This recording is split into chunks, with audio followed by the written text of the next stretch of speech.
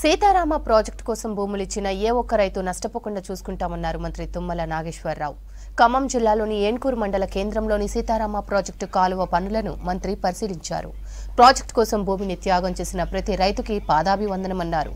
వర్షాకాలం రాకముందే ప్రాజెక్టు పనులను పూర్తి చేసి సీఎం రేవంత్ రెడ్డి చేతుల మీదుగా ప్రారంభిస్తామని హామీ ఇచ్చారు మంత్రి. ఇప్పుడు ఈ సాగర కాలువ తవ్వి ఎన్నేళ్ళు అవుతుందో మీకు తెలుసు. 50-60 ఏళ్ళు అవుతుంది. ఆ పైసలు ఇంకా రాలా శెట్టిపల్లి గారు.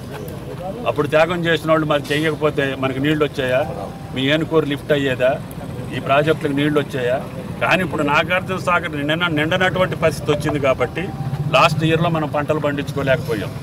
ఎందుకనంటే కృష్ణా నీళ్లు రాలే.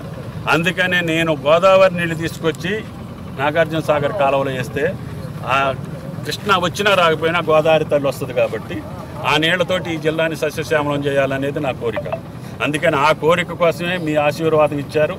తప్పకుండా రేవంత్ రెడ్డి గారి ఆధ్వర్యంలో ఉత్తమ్ కుమార్ రెడ్డి గారిని కూడా మళ్ళీ ఒకసారి తీసుకొచ్చి కార్యక్రమాలన్నీ చూపించి 4వ తారీఖు తర్వాత అధికారులందరినీ పిలిచి ఈ యొక్క ప్రపోజల్ కూడా ఇంకా ప్రభుత్వానికి రావాలి.